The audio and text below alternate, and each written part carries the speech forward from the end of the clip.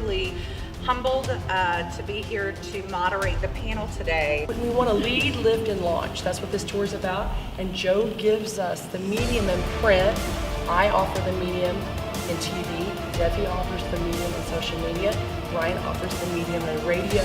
Sometimes we forget each role we have in our lives are preparing us for the next role. At any rate, we built our business market by market, sometimes making decisions about how to manage the cash flow. I actually would decide whether or not the typewriter that we were using, believe it or not, they were typewriters, but they were electric, that I continue to lease it or go ahead and buy it. You do have, as a small business entrepreneur, you do have to do it all.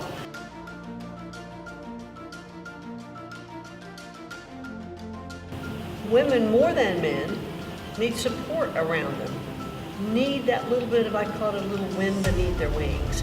So SBA has about 117 women's business centers around the country. We just launched 9 new ones last year. Each of you know 2,000 people online. Truly, it's more than that, but we'll say 2,000.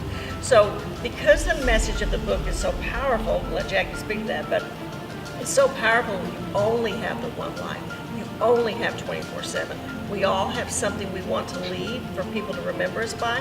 So it's important for us at Women's Leadership Live to show and support that on social media. You have to know who you're talking to and what they're all about and what they've accomplished, or because you have to make other people feel important, right?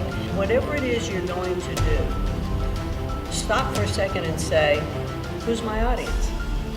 Who is my audience? Who am I trying to reach? Who am I trying to influence?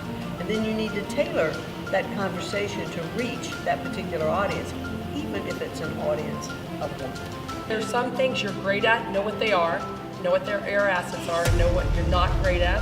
And then instead of waking up every morning and doing a to-do list, we found it's better to do a to-don't list. Don't forget that there are such wonderful biblical principles for business in the Bible. So I think, go to your Bibles, read and learn as much as you can about the biblical principles that are instilled in the Bible. And it's just amazing. They were good, 1,000 years ago, and they're good today. So it just works. And so that's one thing that we've done as a business and try to follow the best that we can. You know what? It's not how you fall, it's how you get back up. So you just have to get back up and keep going. This was extraordinary, actually. It was very intimate, so it really gave us the feeling that they were opening up their lives and their stories. They were giving us details about how they developed their careers and their businesses. Oh my God, I didn't expect it to be so wonderful.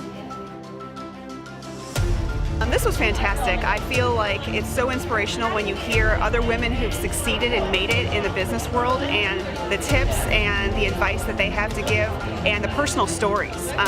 Like I said, it's just so inspirational to hear that. It really lifts you up.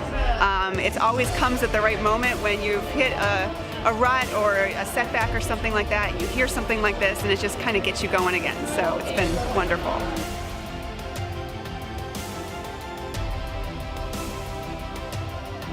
It was fabulous. It was so wonderful. I enjoyed hearing from all the other ladies on the panel. I could have sat there all day and just learned from them and gained wisdom from their experiences. So, and I love what Debbie said about being a lifelong learner. That's one thing I'm determined to be, a lifelong learner.